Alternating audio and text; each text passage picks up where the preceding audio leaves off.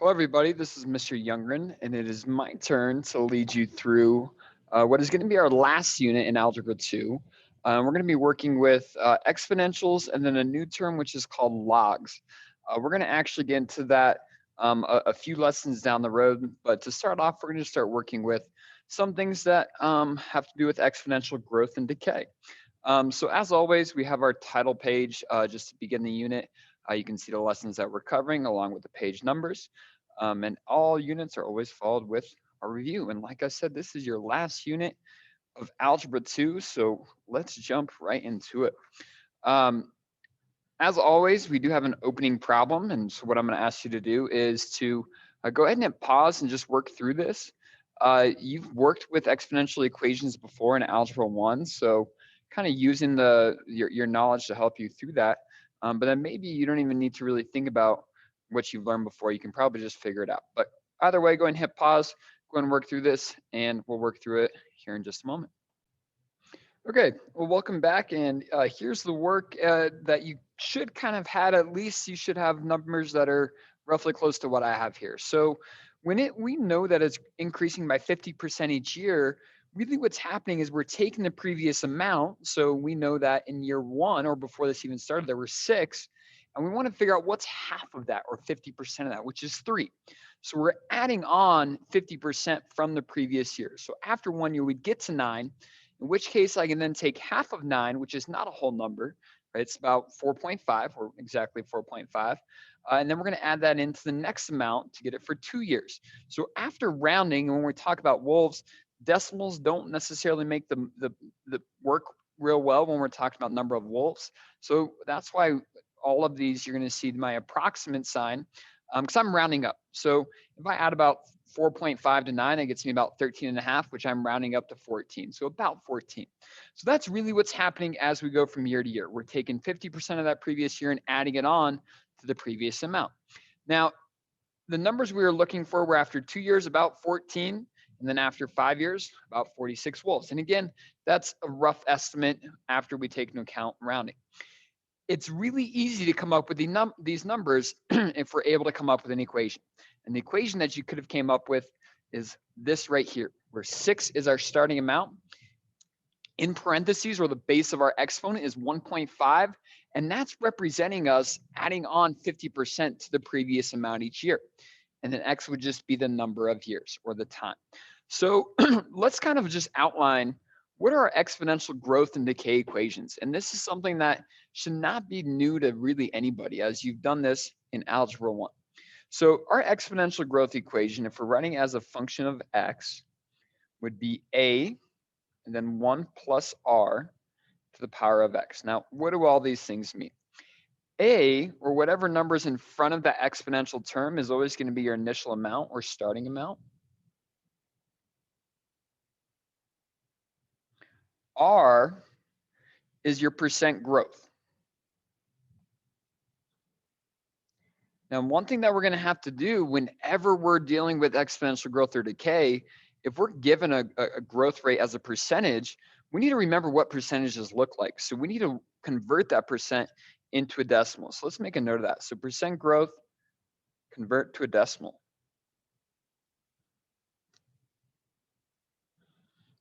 So if we look at the opening problem, this 1 represents us keeping our initial 100%. So that's why this is greater than 1, because we're keeping that 100% from the previous year and adding on 50%. Right? So I didn't add 1 plus 50, rather I added 1 plus what 50% represents, which is 0.5, right? That's how we would write it as a decimal. And that's where that's coming from right there. And then x is just the time, which could be years, months, days, etc. And then f of x is just the amount we have over the given time. So exponential decay, pretty much identical. The one difference is that instead of adding our percent, we need to subtract the percent from 1. So basically that's saying, we'll take that 100%, but we got to subtract away the percent decay. And so we're going to actually get a number here when it's decay that is smaller than 1. So that's going to be your easiest way to tell if a given equation represents exponential growth or decay. If the base is less than 1, it'll be decay. If the base is bigger than 1, it'll be growth. And one thing I should mention about when I say less than 1, it's actually between 0 and 1 because we're not going to see any bases that are negative. That would create a whole another mess. So let's put this to use. And again, this should be somewhat of a review, so we'll go fairly quickly through this. We'll probably just do one of these together. And the trick is coming up with the equation. Right? You might have been able to figure this out up here, but once we start getting into bigger numbers and different percents, we need to start building this equation like what I did in the bottom or that second part of the opening problem. So with every word problem, really helpful to underline the math important words. So the initial population of Nerdville is 12,456. That's going to be our starting amount. The population is declining. That word's very important because that tells us which equation we want to use. Declining deals with decay, and it's at a rate of 3.85% each year. That's also important is the time. Write an equation that models the population decline of Nerdville and use your model to predict the town's population in 10 years. So the one thing that I always start off with is I'm going to take this percent of 3.85 and I'm going to convert it to a decimal. Now, convert it to a decimal, which is something most of you already know how to do. The easiest way, if you don't know how to do it, is to take that percent of 3.85 and divide it by 100. And so really all that's happening when you do that is we're just moving the decimal places 2 places to the left, which is why converting percents into decimals is pretty quick and easy.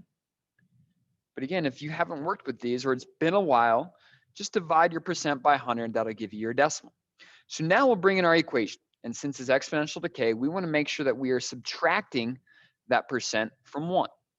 So let's go ahead and say that the population is f of x equals our starting amount of 12,456. And then it's going to be 1 minus that percent of 0.0385, and it's to the power of x. Now, I don't really like this here, especially if I'm having to type in the calculator. Writing the 1 minus 0.0385, especially if we're having this multiple times, can just be a little too much button pressing. So I always like to take this equation and simplify that base, meaning what is 1 minus 0.0385? I've got my calculator here. You're going to definitely need one in multiple places throughout this unit. So whether you have a graphing calculator, which is ideal, or just a scientific calculator, something like this, going to be extremely helpful. So if you don't have a calculator, please get one. Your phone calculator is going to make some of the things we're doing in this unit extremely difficult. Anyways, all I'm doing is taking 1 minus 0.0385 to simplify my equation. And so the equation is really f of x, which equals 12,456 times our simplified base of 0.9615, and then to the power of x, where x represents the number of years. So if we want to figure out what's the population after 10 years, I'm going to put 10 in for x. So we're really finding f of 10. So 12,456.9615 to the power of 10. And I'm just going to type that whole thing in my calculator. That gives us the most exact answer. So I'm just going to go 12456.9615, and then it's to the power of 10. Now, one thing that I'm doing before I write down my answer is I'm thinking, does this make sense? So since it's decay, I should get a smaller number than our initial amount. So I'm looking at this and I see that it's 8,411. That is smaller, and it seems like quite a bit. We've roughly lost about 4,000 people in the town, which kind of seems like a lot, but after 10 years and at 3.85% decay, that seems like it might actually work. So our final answer that we're going to say here, and I'm running out of room, but I'm going to say 8,411. I'm not going to use the decimal because we're going to kind of think about when we're talking about people, decimals don't necessarily make sense, but it's just a rough estimate. So we're roughly estimating that the population will be 8,411 people after 10 years. And so we want to make sure that we also put the units of what that number represents after finding our answer. And that's basically it. So the only difference if you get into a growth equation is now instead of subtracting the percent, you're going to add it on. Okay, but I'll let you go ahead and do number 2 and number 3 with your corresponding teacher in class.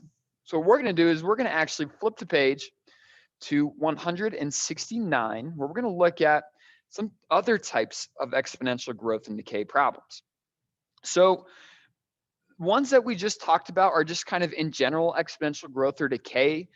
We see these more in like science, right? Or even think about what's relevant right now, COVID, right? I guarantee there are multiple exponential growth or decay equations going on all around the country trying to predict our growth rate with COVID. In fact, it's all over the place. So this is a very relevant unit for what we're having to deal with in the world right now.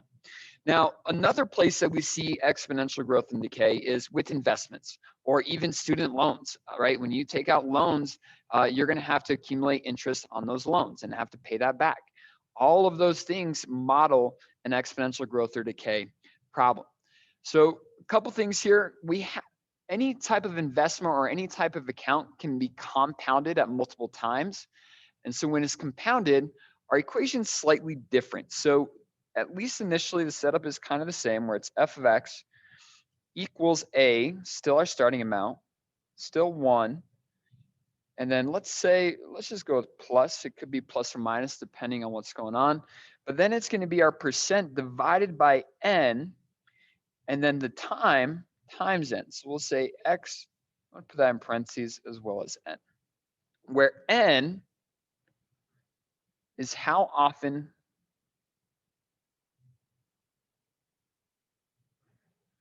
the interest is compounded.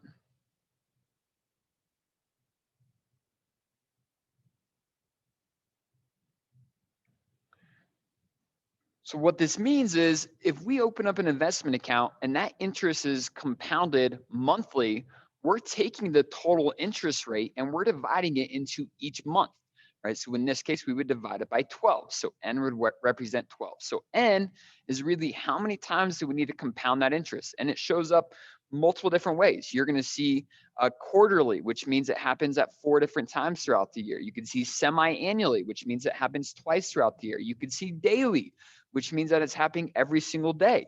You could see monthly, et cetera, et cetera. Lots of different ways of how we can take an interest rate and compound it so that that interest rate is kind of getting spread out over certain time periods.